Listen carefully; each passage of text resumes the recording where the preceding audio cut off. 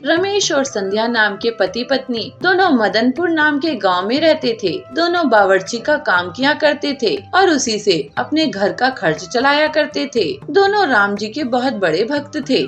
उन्हें काम से जो भी पैसे मिलते थे उसका वो आधा हिस्सा मंदिर के दान पेत्र में डाल देते थे ताकि गरीब लोगों को भोजन मिल पाए। संध्या, तुम आज के बाद से मेरे साथ काम पर नहीं जाओगी। क्यों जी? संध्या, तुम पेट से हो, तुम्हें आराम करने की सख्त जरूरत है। आप अकेले कैसे काम कर पाओगे फिर? कर लूंगा संध्या, तुम मेरी फिक्र छोड़ो और अब अपनी फिक्र करो।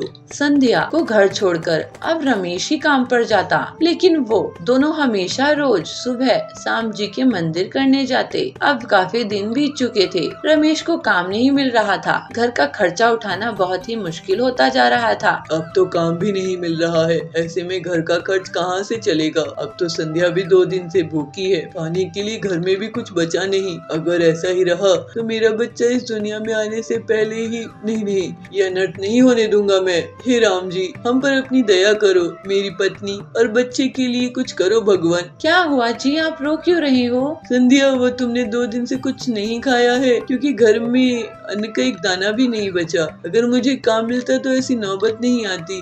तो क्या हुआ जी? सब दिन एक जैसे नहीं होते हैं और वैसे भी अभी हमारा बुरा समय चल रहा है, जल्दी ही यह भी टल जाएगा। आप चिंता मत करिए। अगले दिन सेठ आता है और कहता है, अरे भाई, मेरी बेटी की शादी है और मुझे बहुत ही अच्छे से अपने बारातियों का खान पान करवाना है। तुम्हारा नाम बहुत सुना है, क्या तुम मेरी बेटी की शादी में खाने का प्रबंध कर सकते हो? हाँ, मैं सब अच्छे से कर दूंगा मालिक। ऐसे तो मैं तुम्हें काम होने के बाद ही दूंगा। जी, कोई बात नहीं, आप बेफिक्र रहिए, सब अच्छे से हो जाएगा। ठीक है, तो परसों घर पर सारा सामान लेकर आ जाना। रमेश खुश होकर घर जाता है और अपनी पत्नी से सब बता देता है। दोनों बहुत ही खुश हो जाते हैं, लेकिन रमेश के पास पैसे नहीं थे, इसलिए वो अगले दिन जाकर अपना गिरवी घर रखकर पैसे ले आता है। उसे पता था कि काम पूरा होने पर उसे पैसे मिल जाएंगे तो वो घर जो गिरवी रखा है वो वापस ले लेगा। अगले दिन जब वह पैसे लेकर लौट रहा था तभी उसके ऊपर एक पेड़ गिर जाता है, जिसमें उसे बहुत चोट आती है और उससे चला भी नहीं जाता।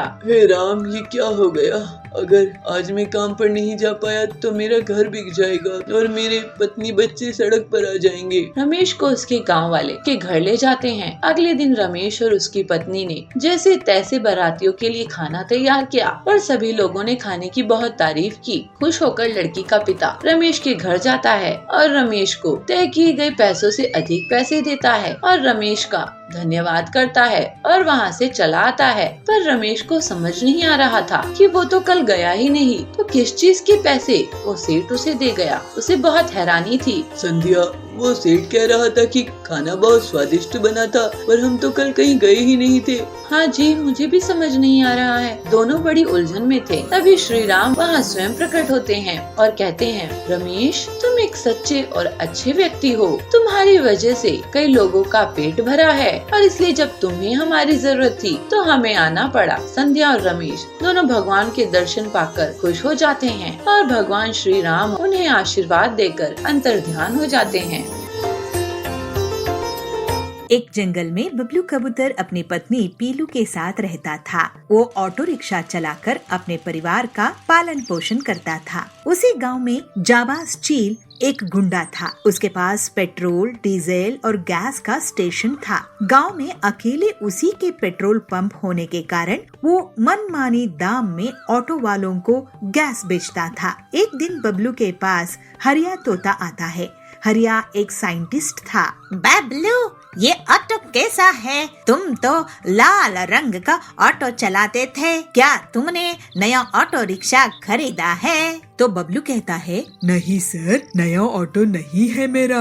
ऑटो रिक्शा तो बैंक वाले उठा के ले गए क्योंकि मैंने अपना ईएमआई नहीं दिया था, इसलिए ये ऑटो मैंने खड़क सेठ से किराए पर लिया हूँ। तो हरिया कहता है, ये तो सीएनजी ऑटो जैसा है, माइलेज कितना देता है? तो बबलू कहता है, माइलेज कितना भी दे क्या फायदा उसके साहब, उसके हिसाब से भाड़ा भी तो देना पड़ता है ना।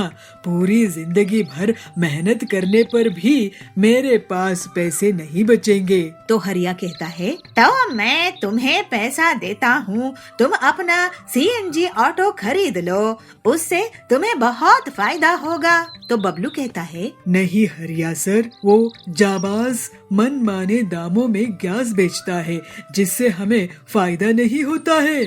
बहुत बुरे फंसे हुए हैं। तो हरिया कहता है, अच्छा ये बताओ तुम्हारी पत्नी क्या करती है? तो बबलू कहता है, मेरी पत्नी पीलू मिट्टी के सामान बनाती है। वो जो भी एक बार देख लेती है वैसा का वैसा मिट्टी का बना देती है। हरिया कुछ सोचता है और बबलू से कहता है, अच्छा तो एक बार तुम दोनों मेरे घर आना। अगले दिन बबलू पीलू के साथ हरिया के घर गया। पीलू ने हरिया को मिट्टी के बने हुए कुछ सामान दिखाए, जिसको देखकर हरिया बहुत खुश हुआ। फिर वो पीलू को मिट्टी का ऑटो रिक्शा बनाने को कहता है और देखते ही देखते पीलू मिट्टी के ढेर से एक ऑटो रिक्शा तैयार कर देती है। अरे वाह पीलू, तुम तो कमाल की कलाकार हो। तो बबलू कहता है, मैंने कहा था ना सर कि ये जो देखती है वैसी ही चीज मिट्टी से बना देती है। लेकिन अब इस मिट्टी के ऑटो का आप क्या करेंगे, ये चलेगा कैसे? तो हरिया कहता है, ये तो तुम मुझ पर छोड़ दो, अब मैं जाबाज की गुंडागर्दी नहीं चलने दूंगा। और तो और मैं ऑटो वालों को CNG भी सप्लाई करूंगा। फिर हरिया अपनी लैब में पीलू के बनाए ऑटो रिक्शा में काम करने लगा और साथ ही एक बड़ा सा CNG का पंप भी तैयार कर दिया और ऑटो में CNG गैस भी भर दिया। इसके बाद वो बबलू को वो ऑटो चलाने के लिए दिया। बबलू अब मिट्टी का ऑटो चलाने लगा और उससे पैसे कमाने लगा। मिट्टी के अनोखे ऑटो को देखकर जंगल वाले बहुत खुश हुए। तो हरिया कहता है, गांव वालों, अब से आपकी ऑटो की परेशानी हमेशा के लिए दूर हो गई है। पीलू मिट्टी के ऑटो बनाएगी और मैं आप सभी के लिए बड़ा सा गैस पंप भी बना दिया हूँ। अब से आप यही से कम दामों में गैस भरवाओ। तो टिल्लू कहता है, सर ये मिट्टी का ऑटो बारिश में नहीं पिघलेगा क्या? तो हरिया कहता है, मैंने इस पर सारे टेस्ट कर लिए हैं, आपको डरने की जरूरत नहीं है। मिट्टी का बना हुआ होने से ये एकदम हल्का ऑटो है, जिससे इसकी माइलेज भी 100 की है। ये सुनकर सभी पक्षी बहुत खुश होते हैं। ऐसे ही कुछ दिन बीत जाते हैं और जाबाज की दुकान में भीड़ लगनी बंद हो जाती है। बबलू, तुम्हारे इतनी हिम्मत कि तुम मेरे गैस स्टेशन से गैस नहीं भरवा रहे हो? तो बबलू कहता है, तुमने हम लोगों को बहुत लूटा है जाबाज। अब तुम सब हरिया सर के गैस स्टेशन से ही गैस भरवाएंगे। तो जाबाज बोलता है, मैं तुम्हारे हरिया सर का बैंड बजा दूंगा। उसकी ये हिम्मत कि जाबाज से पंगा ले रहा है, मेरी दुकान बंद करवाएगा, मैं उसको ही बंद कर दूंगा। उस रात जाबाज हरिया के घर पर जाता है। हरिया सो रहा होता है।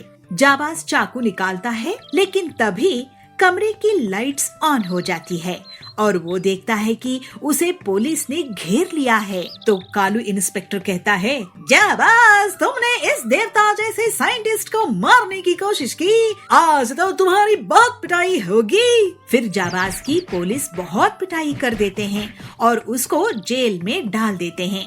इस तरह से हरिया गरीब गांव वालों की मदद करता है और सबकी जिंदगी खुशहाल बन जाती है। अब पीलू और बबलू अमीर हो जाते हैं। पीलू की खुद की मिट्टी का ऑटो बनाने की फैक्ट्री होती है और बबलू हरिया के साथ CNG बेचता था।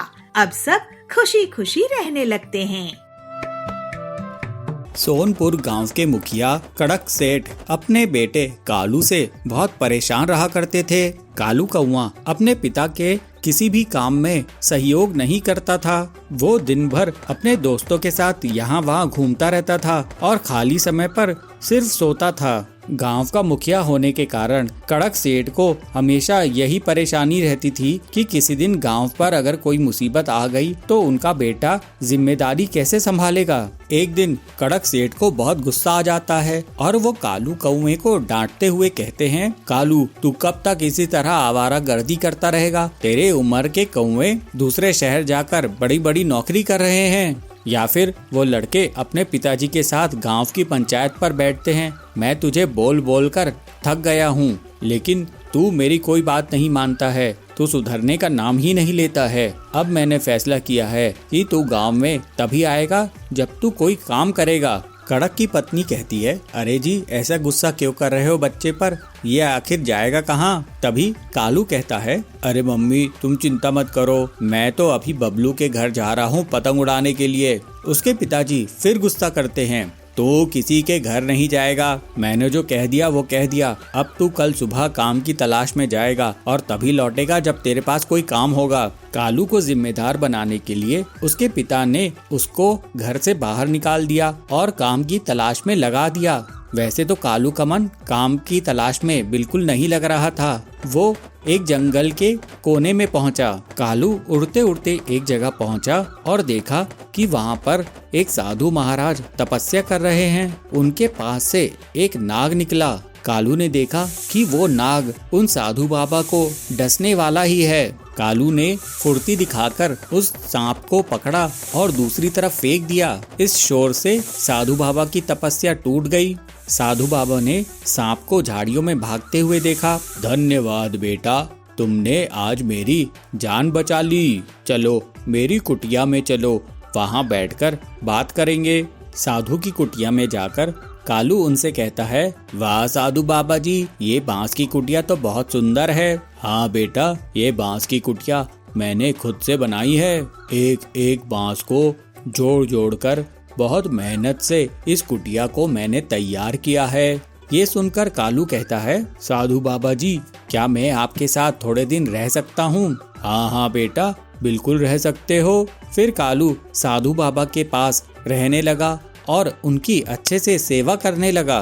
कालू साधु बाबा के पास रहकर बांस से घर बनाना सीख गया। फिर एक दिन साधु बाबा कालू से बोले, कालू बेटा, अब मेरा यहाँ से जाने का समय आ गया है। अब मैं दूसरी जगह जाऊंगा और तुम्हारा भी अपने गांव वापस जाने का समय आ गया है। कालू कहता है, लेकिन साधु बाबा जी, मेरे पिताजी ने मुझे निर्देश दिए हैं कि जब तक मैं कोई काम धंधा नहीं ढूंढ लेता मैं गांव वापस नहीं जा सकता।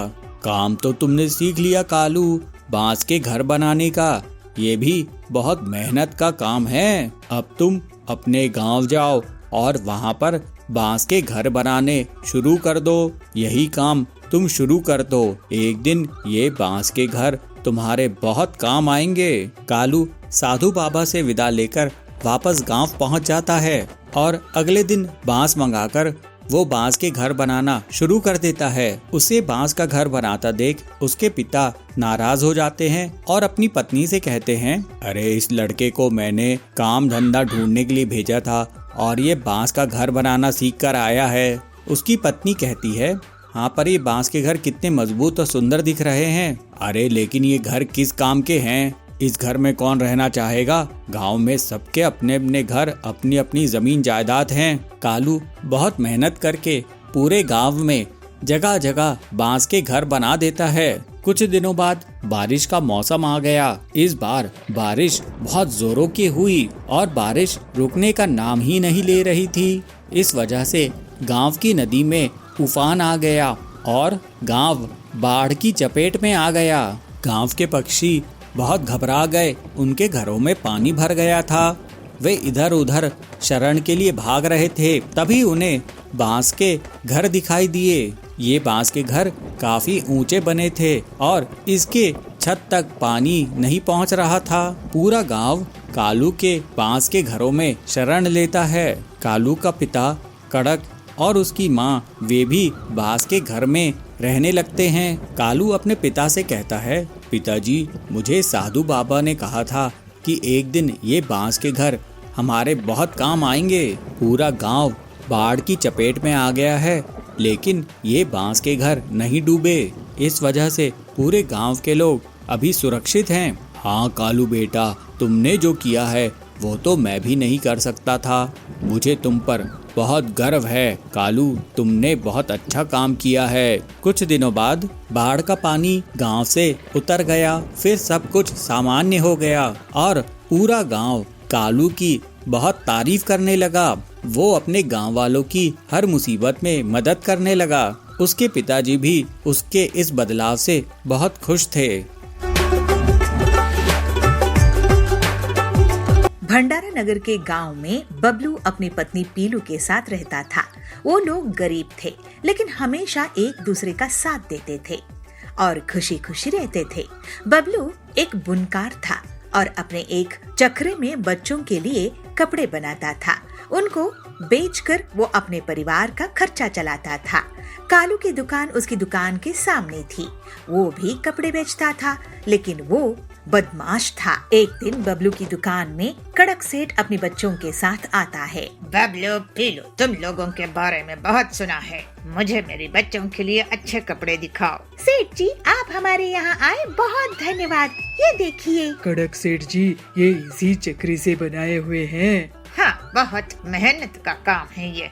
ऐसे कपड़े तो बड़े बड़े शोरूम में भी मिल जाते हैं। ये लो 2000 रुपए और इन्हें पैक कर दो।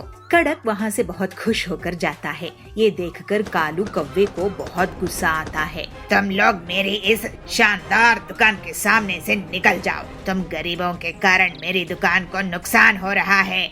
मेरी बात नहीं माने तो मैं तुम्हारी दुकान तोड़ फोड़ दूंगा। शाम तक खाली करके चले जाना। उसके जाने के बाद, सुनिए जी, ये कालू तो बहुत ही खतरनाक आदमी है। इसने तो हमें खुले आम धमकी दी है। इससे बचकर रहना चाहिए। मैं साधु बाबा जी से प्रार्थना करूंगी कि वो हमें सभी मुसीबतों से सुरक्षित रखे। पीलू आंखें बंद करके साधु बाबा से प्रार्थना करने लगती है। वो लोग अपनी दुकान खाली नहीं करते हैं। इसको देखकर कालू उसी रात अपने गुंडों के साथ बबलू की दुकान में तोड़ फोड़ कर देता है। अगले दिन जब बबलू दुकान जाता है, पीलू देखो, कालू ने हमारी दुकान को तबाह कर दिया है। गरीबों का कोई नहीं होता है पीलू। आप चिंता मत करो जी, मैंने साधु बाबा जी से प्रार्थना की है। वो हमारी रक्षा करेंगे, मुझे पूरा विश्वास है। अब मैं नया चरखा कहाँ से लाऊं? नई रुई, कपास, कॉटन कहाँ से लाऊं? उसके लिए पैसे भी चाहिए। इस बदमाश ने दुकान तोड़ फोड़ दिया है, चक्रा भी तोड़ दिया। मैं तो बर्बाद हो गया। मैं तो कहती हूँ आप अपना नया चक्रा खुद बनाओ। ठीक है, मैं कोशिश करके देखता हूँ। उसका बनाकर साधु बाबा का धन्यवाद करके हम नई दुकान शुरू करेंगे। और फिर अगले दिन बबलू नया चरखा बना लेता है और पीलू उसकी पूजा करती है और साधु बाबा जी को याद करती है। बबलू चरखे में फिर से कपड़े बनाने लगता है। जैसे ही चरखे में से रुई, कपास, कॉटन जाती है, वैसे ही वो अपने आप बढ़िया सा कपड़ा बनकर निकल आता है। इसे देखकर पीलू बहुत खुश होती है और बबलू देखता रह जाता है।